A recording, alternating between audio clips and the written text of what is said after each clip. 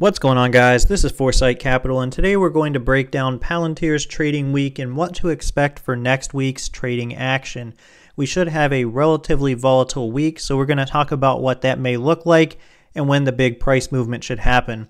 Today, Palantir closed at $27.20, so pretty flat on the day, up less than 1%. And that's to be expected because we are coming towards the tail end of a wedge that we had towards the end of last week as well and saw the same sort of price action before a big spike.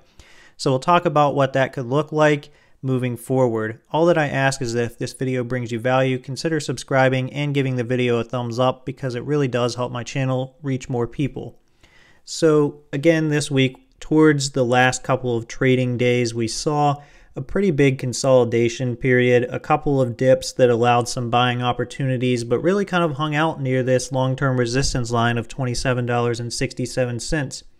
I'm going to recap the tail end of last week where we were entering a wedge just like we are this week and what ultimately caused the price to break out almost 20% or over 20% in one day.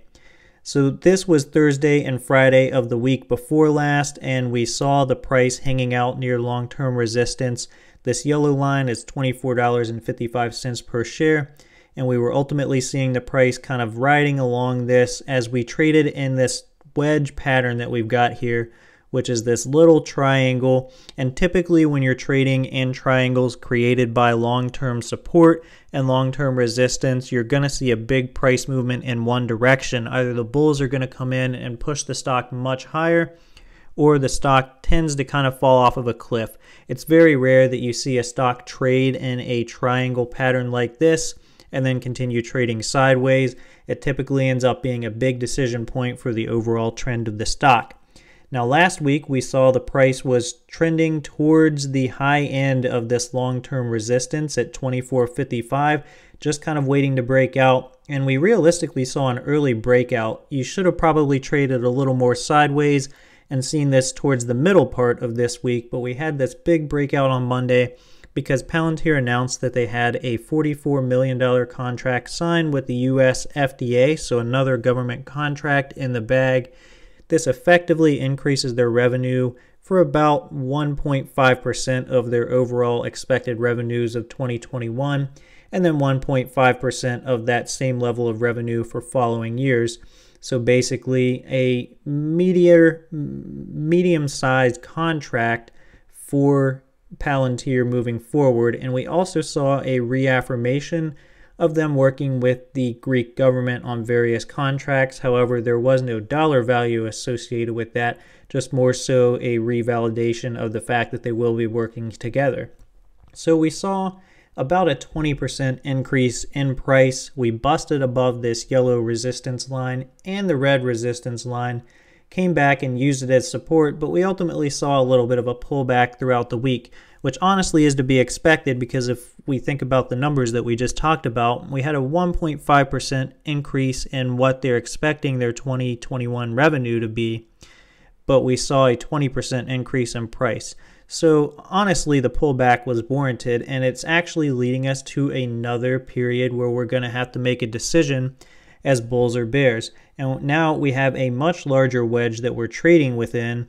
So we're trading between the yellow and the red support and resistance lines and this long-term red uptrend that we've continuously seen, and it started all the way back really at the end of October. The chart doesn't even go this far back, and we've used it consistently as support, and we're coming to a point where we're going to get squeezed up against that again unless we break out to the upside of this long-term resistance line of 2770, which isn't unthinkable because we broke above it with the spike in news before ultimately pulling back and using it as resistance a little bit earlier this week.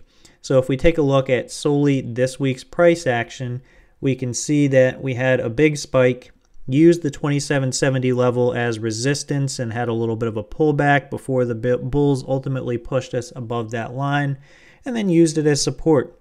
And then we broke back down below it and used it as resistance multiple times. So the price is very sticky to this 2770 level.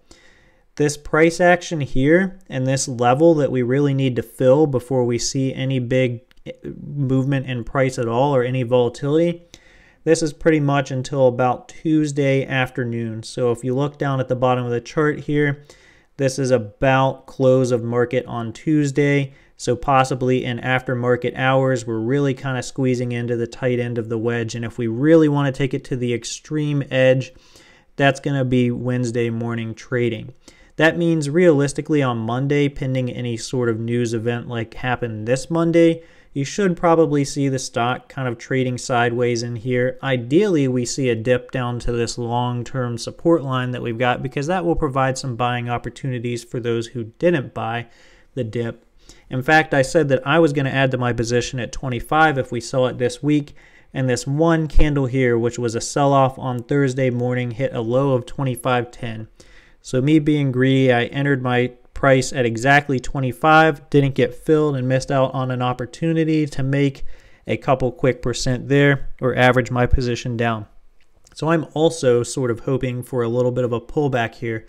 Even if we see a pullback, just based on where the long-term trend is, we're probably not going to see that 25 level.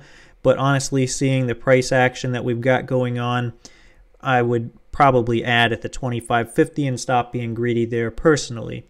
So if we just take a look at the past precedent from running against these wedges, we've seen when the price action is sort of just sticking just below these long-term resistance lines like it was last week and was towards the tail end of this week, we tend to see the price break out. That's because people are ultimately still bullish on the stock. We want to see the stock go up in value, and I think traders are going to take it there. So probably on Monday, you'll see a little bit of consolidation, and then the bulls are going to start coming in and pushing us above this resistance line. When we break out above this resistance line and have a full candle close above it, you can see that the price shoots up pretty substantially. It doesn't look like a lot, but this is realistically going from about $28 per share to $30. So that was about 8% in a 2-hour period that we saw. And then we tried to push even higher, but the bulls just weren't there to take us back to all-time highs.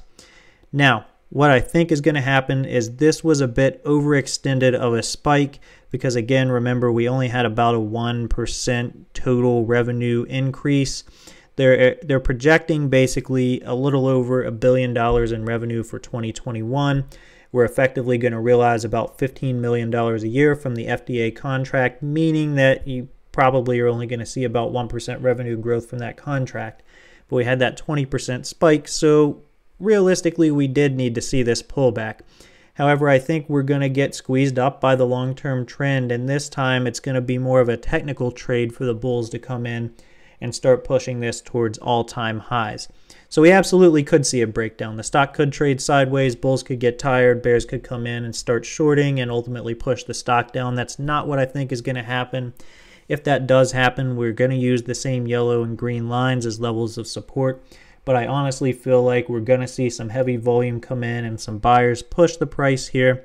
What we want to see, if that's the case, is for candles to open and close and use this level as support for even a couple trading day period. We don't have to hit new all-time highs early on in the week, but it's not unthinkable to see that late next week if we do see this sort of wedge cause the price to go above long-term resistance at 27.67 and then start using it as support. I think we could see bulls come in and at least make a push for all-time highs. We may not break out above it. We may test them and kind of pull back a little bit first, sort of like we were testing them here in this range. We didn't quite get to the level that I would consider actually testing highs, but we may see that if this becomes the new baseline for charges from the bulls, we may see price action get a lot closer to the 33.50.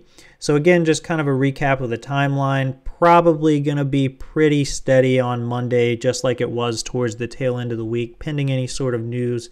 There shouldn't be really any big sell-offs or any big spikes in price, but towards the tail end of Monday, maybe even Tuesday, early day trading, we're really going to see some tight compression in the price, and somebody's going to have to come in and either push the stock to new heights or let it fall. We're probably not going to see much consolidation past this period, and if we do see a breakout, like I think we will, It's going to create some new buying opportunities. Again, this time we would be buying with volume as we kind of push back towards all-time highs. And realistically, the potential there is about $5 per share. So just under 20% returns would kind of be the target there. We're going to want to see it break out and hold above this line before you start entering positions there, though. And of course, only buy in areas that you feel comfortable. Maybe you don't think that this is even long-term support. Maybe you're not even a fan of technical analysis and you're just buying and holding for the long term. And if that's the case, again, if we're kind of coming down towards this long-term red support line, potentially that's where you start buying, even if you're looking to buy for the long term and just kind of buy at a discount. So if you want to kind of play around with the stock chart and review it, I'm going to leave it down in the description below. If you have the TD Ameritrade Thinkorswim platform, you should be able to pull it right up and kind of view this. If you have your own opinions, leave them down in the comments. I'm always curious to see where you're going to be buying and selling Palantir over the next week. And again, I really hope that this video brought you some value. And if it did, don't forget to subscribe on the way out. Watch a couple more videos and give this one a thumbs up to help us reach more people across the platform. Thanks for stopping by, and catch you in the next one.